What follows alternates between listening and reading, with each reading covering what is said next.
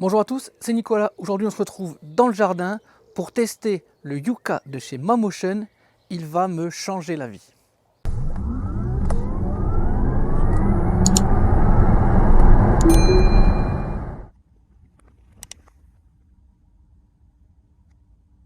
Donc comme vous l'avez vu dans la vignette et dans le titre, Mamotion m'a envoyé un robot tondeuse, le Yuka 2000, 2000 pour 2000 m² prévu de terrain.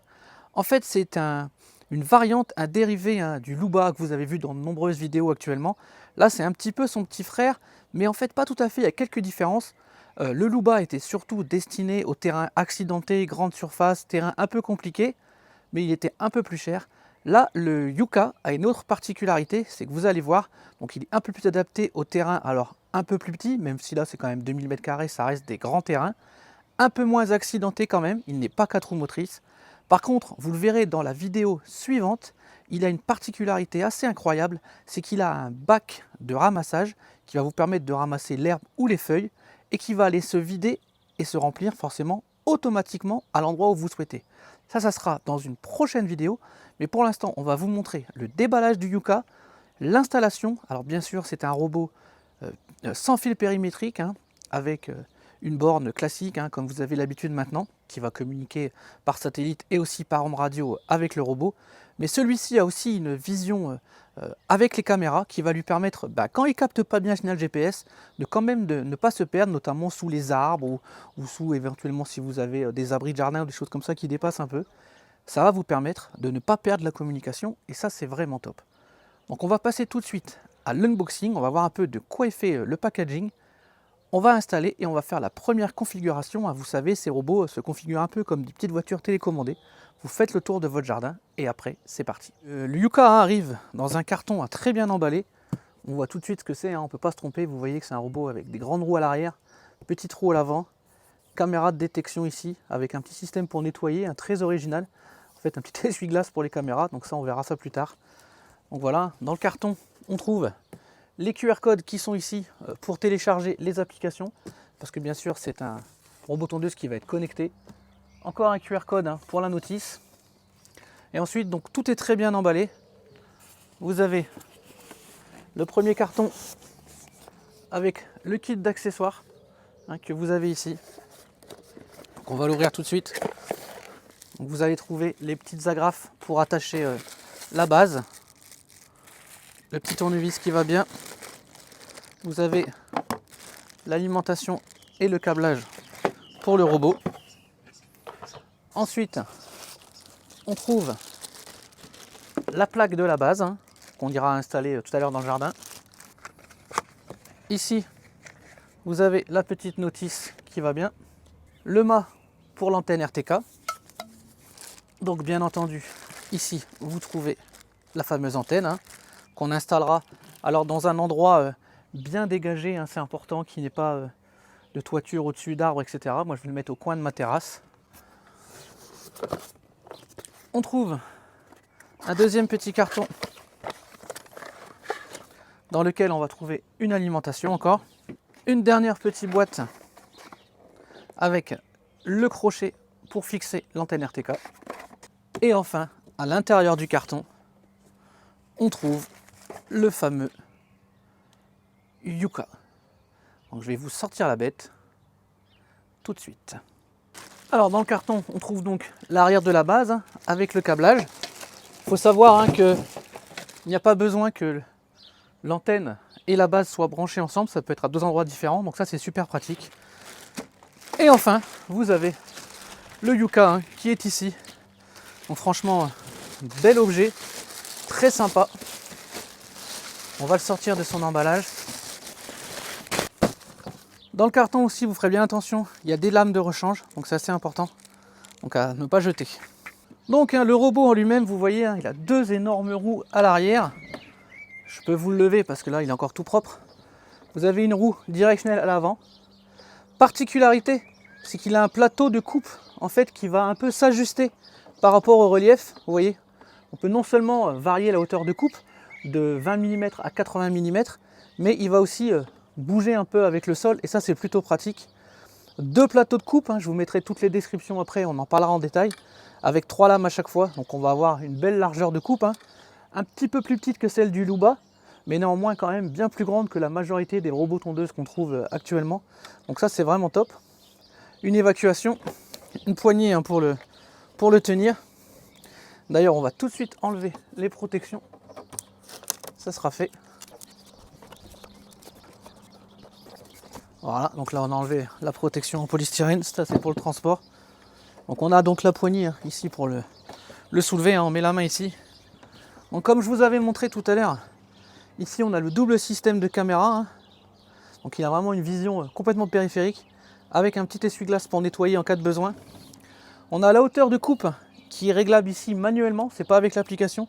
On va régler manuellement, donc moi je vais être à la hauteur la plus haute pour l'instant. Parce que ma pelouse, vous allez voir, elle est très haute, on a eu des conditions très compliquées ici. Le bouton d'arrêt d'urgence et après les boutons classiques pour allumer, retour à la maison, etc. Ça, on verra plus en détail. Ensuite, on va fixer la base sur son socle. Donc c'est tout simple. Hein. On vient le glisser. Hop, comme ceci. Et on va juste venir lui insérer les 4 petites vis pour le fixer. Donc on a les emplacements ici. En fait, il y a 3 vis à mettre, hein. Ils vous en mettent une en plus. Il faut savoir que vous avez la possibilité aussi d'installer éventuellement une carte SIM pour faire communiquer en 4G. Moi, je ne vais pas le faire parce que j'ai un bon Wi-Fi aussi. Et il y a des emplacements conçus aussi pour mettre un AirTag, voilà, pour pouvoir géolocaliser au cas où malheureusement quelqu'un, on va dire, vous emprunte votre Yuka. Mais néanmoins, il faut savoir qu'à toute façon, il ne peut être fonctionnel qu'avec la personne qui l'a installé. D'ailleurs, on va voir ça très rapidement au niveau de l'installation de l'application, parce qu'il y a sûrement des petites mises à jour à faire sur ce petit jouet. Alors donc, on est venu se positionner hein, dans le jardin, au niveau de là où je vais installer le Yuka, donc entre mes panneaux solaires. Je lui ai fait une petite place. Donc on va juste avoir à fixer la base. Donc c'est vraiment très simple. Hein. On a 4 petites vis en plastique qu'on va venir insérer dans la terre ici. Hein, donc c'est vraiment tout simple, ça ne bougera pas. Donc on va fixer ça rapidement. On a une petite clé hein, spéciale qui est fournie dans la boîte. Et la dernière. Donc une fois la dernière vissée, hein, on a un long câble derrière qui est en 2 parties, avec une fiche bien étanche qui sera reliée à celui de l'alimentation que moi je vais aller brancher sur ma multiprise. Donc on va venir connecter, on ne peut pas se tromper à un détrompeur, avec une bonne étanchéité, et on va faire passer le câble tout le long derrière pour le brancher à la prise. Donc voilà, hein, maintenant la base est alimentée, on va aller chercher le robot pour venir le brancher dessus. Alors pour le transporter, hein, on a aussi, je vous ai oublié tout à l'heure de vous le dire, on a aussi une poignée au niveau de l'arrière, donc c'est quand même beaucoup plus simple aussi, à l'avant et à l'arrière. Donc on vient placer le robot.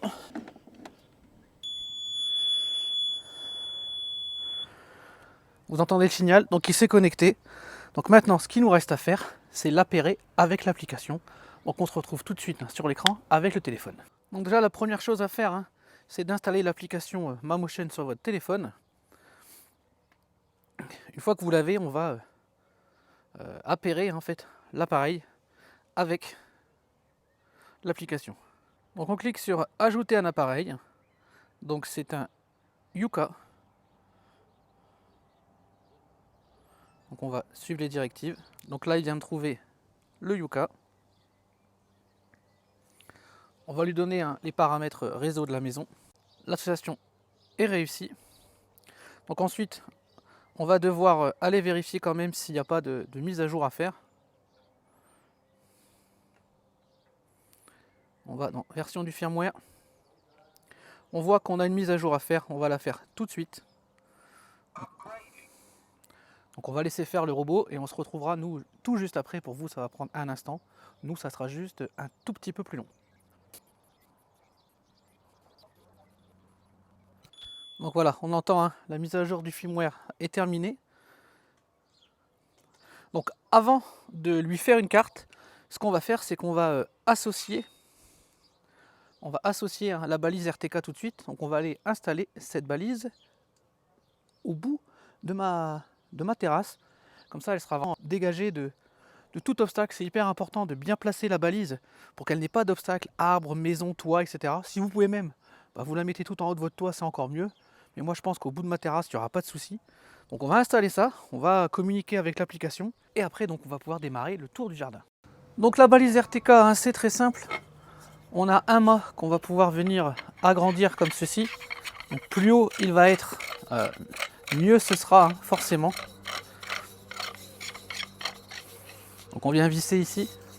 On a le petit système de fourche qu'on vient installer ici qui va permettre de visser, de planter dans le sol de façon assez simple, hein. Ça fait une petite fourche, on vient la planter dans le sol. On vient bien serrer ça. Voilà.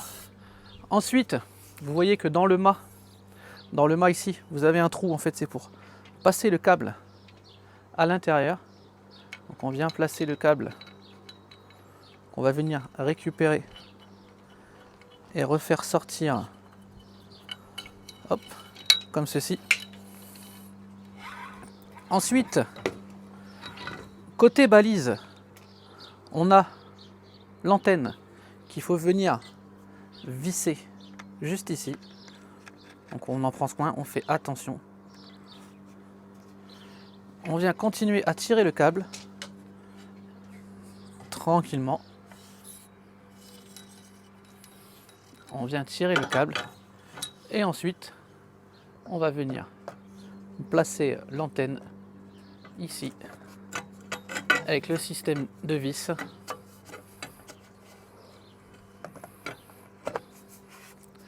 Hop. Donc on vient visser comme cela. On va ensuite planter la balise sur le côté de la terrasse. On va le relier grâce au connecteur que vous avez ici. On va le relier tout bêtement à l'alimentation. Et ensuite le bloc d'alim va se relier avec ce connecteur là. Donc c'est vraiment hyper simple. On va brancher déjà, on va fixer déjà la balise à l'emplacement qu'on souhaite dans le jardin.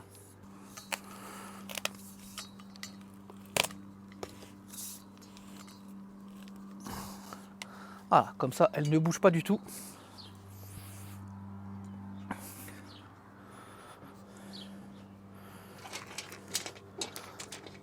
Vous avez éventuellement des petits blocs câbles au niveau du sol si vous voulez vraiment que ça passe parfaitement. Donc moi comme ça va être derrière les panneaux, il n'y aura pas de souci. Et ensuite on relie l'alimentation ensemble. Donc on vient prendre le câble. Donc vous ne pouvez pas vous tromper, hein, c'est des fiches qui viennent avec des détrompeurs, ici et ici. Et ensuite on vient revisser. On serre bien pour que ça soit bien étanche. Donc tout est étanche, il n'y a aucun souci. IP66 pour le robot, etc. Au niveau du nettoyage, IP65 pour l'antenne, donc elle ne craint rien, il n'y a pas de souci. Et ensuite vous voyez on a beaucoup de longueur de fil, ce qui permet d'aller mettre l'antenne quand même assez loin dans le jardin si vous n'avez pas de prise tout près. Moi ça va, la prise n'est pas très loin. Donc je vais venir connecter. Donc même système que pour le robot. Tac, on a entendu le clic et là on est bien étanche. Et donc là on a le bloc alim qu'on va aller brancher sur une multiprise. Donc maintenant qu'on a installé notre antenne sur le côté, on va l'appairer avec l'application. Donc on retourne dans l'application MaMotion et on va ajouter un appareil. On va ajouter l'antenne RTK.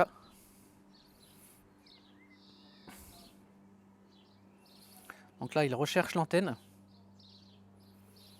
Il vient de trouver l'antenne RTK, on se connecte dessus. Donc, la même chose qu'avec le robot, on va lui rentrer les paramètres réseau. Et une fois qu'on aura fait tout ça, ce sera terminé. Donc vous avez vu, l'antenne est ici. On va passer les câbles correctement, bien sûr. On ne va pas les laisser comme ça. Voilà, c'est juste pour l'instant pour l'installation pour la vidéo. Mais après, vous passez les câbles correctement tout du long, vous cachez tout. Donc c'est nickel. Et vous avez vu, c'est pas forcément relié directement le robot et l'antenne ensemble. Ça, c'est pas un souci, ça peut être sur deux prises différentes. Donc ça peut être pratique en fonction de la configuration de votre jardin. Ça, il faut y penser, c'est plutôt pas mal. Donc une fois qu'on a connecté tout ensemble, on va quand même vérifier s'il n'y a pas de mise à jour à faire particulière. Logiquement, on est tout bon. Donc voilà, on a tout bon. On va voir si l'application est à jour aussi. Donc ça, c'est bon. On peut régler la vitesse, hein, vous avez vu, de la tondeuse. Donc là, on va aller faire la carte, c'est-à-dire on va faire le tour du jardin. On n'a pas de câble périphérique, hein, ça c'est super pratique. Donc pas de câble périmétrique à mettre tout du long, c'est un peu galère dans les jardins. Donc là, on va juste piloter notre robot avec notre télécommande, comme si c'était une petite voiture télécommandée, et on va faire le tour du jardin. On se retrouve tout de suite pour voir tout ça. Alors pour le faire fonctionner, hein, on a besoin de la petite clé que j'ai retirée tout à l'heure pour la sécurité. Là, on le remet. Voilà, donc là, la clé est appairée. Donc là, on a notre robot qui est prêt, hein. On appuie sur le rebond tonte et démarrer. Et maintenant, donc, on va lui créer une carte.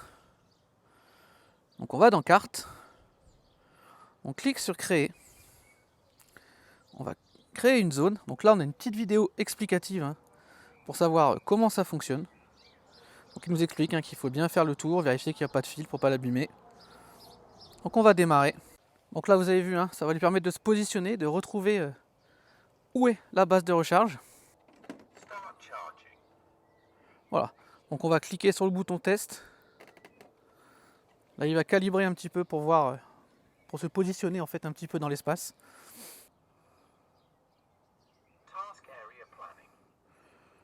Donc là, on va lui le piloter, hein, pour qu'il commence la tonte, enfin, qu'il commence à calibrer le tracé qu'on va lui donner.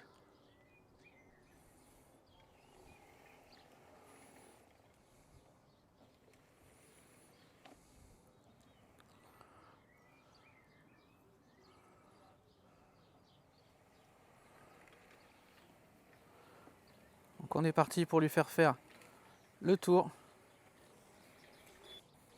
Donc là, ce que vous entendez, c'est le détecteur d'obstacles, hein.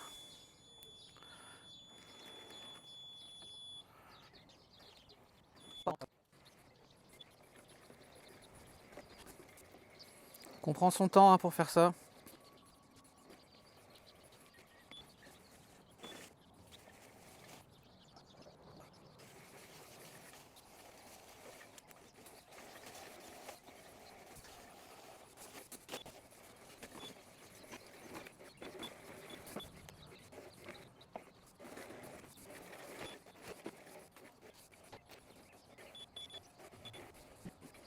Donc une fois que vous avez fait le tour, hein, on sauvegarde. Donc là, je lui ai fait une zone. Donc on lui dit que c'est terminé.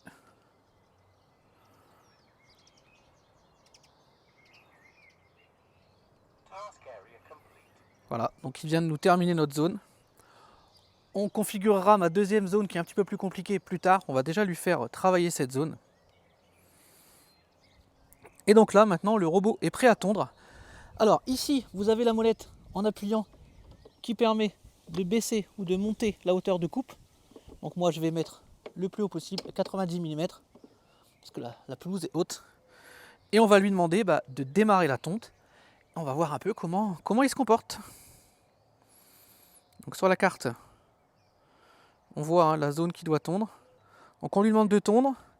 On lui demande de ne pas ramasser l'herbe, parce que pour l'instant, il n'a pas de bac. On peut lui demander d'aller plus ou moins vite, hein. Moi, je vais lui demander d'aller 3 mètres secondes pour démarrer. Vu la hauteur, c'est pas mal. Je vais lui demander de faire une coupe assez classique, mais sinon on peut faire un quadrillage, ce qui permet d'avoir une coupe vraiment nickel, mais ça je le ferai une fois que j'aurai tondu plusieurs fois. Donc là, je vais lui demander de faire classiquement. On va lui faire par contre des chemins assez espacés de 20 cm pour qu'il passe plusieurs fois au même endroit. Les questions d'obstacles, je vais lui mettre un toucher lent, hein, juste pour qu'il touche un petit peu avec ces capteurs, hein, que vous avez là sur les côtés. Voilà, parce que vous avez vu que j'ai des arbres sur le côté, sinon il va s'arrêter tout le temps. Et donc c'est parti. Il nous dit qu'il faut 144 minutes pour lui pour tondre cette partie. Donc on démarre. Donc il va tout vérifier. Tout est bon, tout est parfait. On lance et là il va démarrer son travail. Donc maintenant on va le suivre tranquillement. Donc vous avez vu, hein, on a un mode caméra vidéo. Donc ça c'est super sympa. On peut voir sa tondeuse, ça vous permet, hein, de vérifier. Donc là vous avez vu, hein, il ne savait pas qu'il y avait un poteau, mais là avec le contact lent, il l'a trouvé. Et donc ça nous permet de voir ce que voit le robot. Donc ça c'est plutôt sympa. Donc on va le laisser travailler. Il lance les lames. Et là, c'est parti. Et là, c'est parti.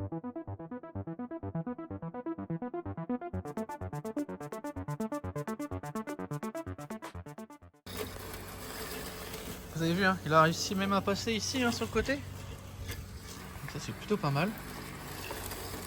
Il respecte bien ce que je lui ai demandé.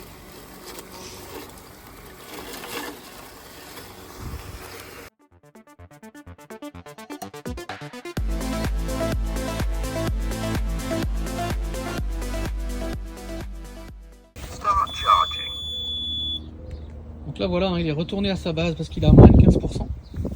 Donc il va recharger et après il va reprendre son travail. Mais déjà pour une première passe, alors l'herbe était vraiment très haute, hein, très haute. Et je ne lui ai pas fait faire quadrillage, hein, pour l'instant, je lui ai juste demandé de tondre. Bah, franchement, vous voyez la différence entre ce qui n'est pas tondu, hein, et la partie tondue. Donc on va attendre qu'il finisse. Bon, on va laisser charger tranquillement. Et après bah, on va reprendre la tonte tranquillement.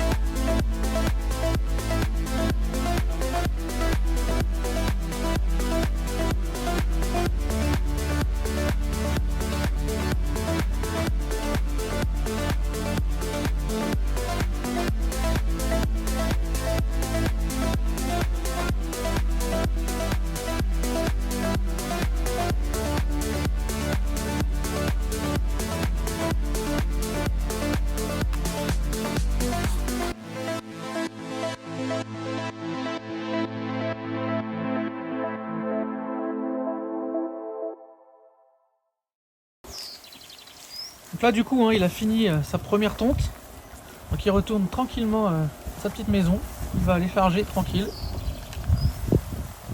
On n'entend absolument rien, il est vraiment silencieux. Donc là par contre il n'a pas trouvé son chemin. Le poteau l'embête, je lui avais pas dit au départ. Et voilà, il se met juste en face. Il va retourner se charger.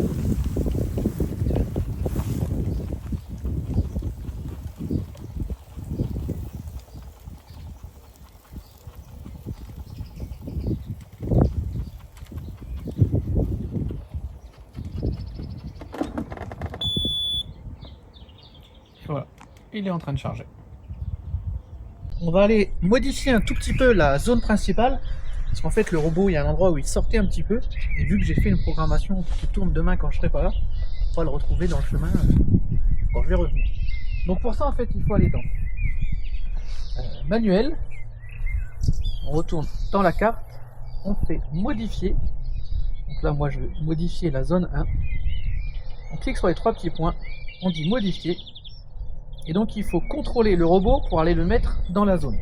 Donc on va déjà aller de façon manuelle dans la zone. Je dis qu'on va partir.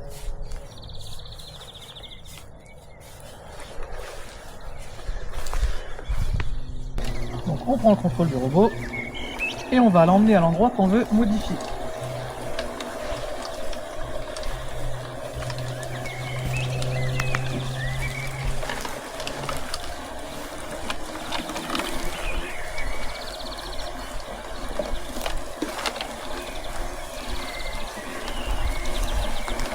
Donc vous avez remarqué hein, qu'il reste encore des herbes à couper, etc. On a des drôles de plantes qui sont venues cette année, hein. Tous les voisins on s'en plaint. Mais en fait là, à partir de demain, il va venir tondre. Déjà, je vais descendre un peu la hauteur et il va venir tondre en quadrillage. On va voir, normalement ça devrait permettre d'éliminer toutes ces plantes là. Enfin, en tout cas qu'on ne les voit plus. Donc je vais me remettre au bord. C'est à partir d'ici que je veux modifier la zone. Donc voilà, donc j'y retourne. Carte, modifier, les 3 petits points. Donc là j'y suis. Et donc je vais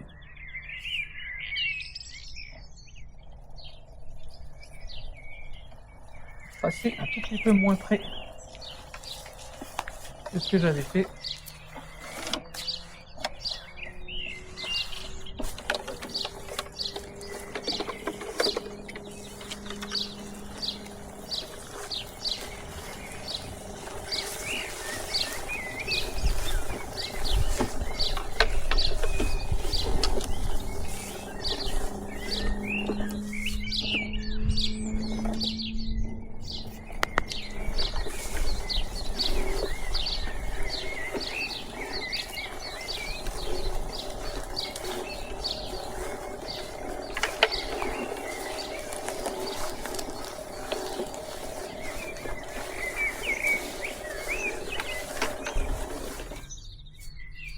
Voilà.